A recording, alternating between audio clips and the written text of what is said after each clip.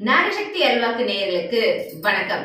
அடகு வச்ச நகை திரும்ப திரும்ப அடகு கிடைக்க போதா? அதாவது நீங்க மீட்டி எடுத்துட்டு வந்ததுக்கு அப்புறம் ஒரு 2 நாள் கூட ஆயிருக்காது, திரும்ப அடகு கிடைக்க அந்த நகை போயிடும். இது எதனாலன்னு சொல்லிட்டு ரொம்ப நாட்களாவே எல்லாருமே மனக்குழப்பத்துல இருந்திருப்பீங்க. அதுக்கான பரிகாரங்கள் என்ன என்ன பண்ணா அடகு கிடைக்க போகாது? அதாவது ஒரு மாசமாவது வீட்டுல இருந்துட்டு போனா கூட ஒரு மனசுக்கு திருப்தியா இருக்கும், இல்ல அந்த ஒரு மாசம் நான் போட்டு அனுபவிச்சிருந்தா கூட திருப்தியா இருக்கும்.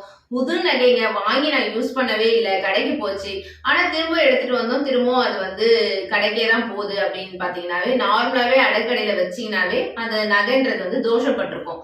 சோ அது தோஷம் நிவர்த்தி பண்ணிட்டு நம்ம போடும்போது தான், நீங்க என்னதான் தண்ணியில வாஷ் பண்ணாலுமே சரி, அது தோஷம் நிவர்த்தி பண்ணிட்டு நீங்க போடும்போது தான் அதனுடைய பலன் கிடைக்கும். அதுக்கு என்ன பண்ணலாம் அப்படின்னு பாத்தீங்கன்னா, ஒரு கல் உப்பு எடுத்துக்கோங்க. அதாவது ஒரு பிடி கல் உப்பு எடுத்து ஒரு பவுல்ல போட்டுருங்க.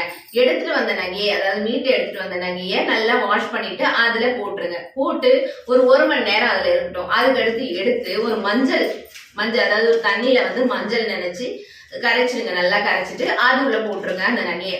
அதுக்கடுத்து அது எடுத்ததுக்கு அப்புறம் ஆவாரம்பூ, அரச மர இலை, வேப்ப இலை, இந்த 3, அதாவது இந்த 3 இலை இருக்குல்ல, இந்த 3 இலையில போட்டுருங்க. அது கூட பச்சை கற்பூரம், ஏலக்காய் இதுவும் போடுங்க. போட்டுட்டு நைட்டு முழுக்க அதை வச்சிருங்க.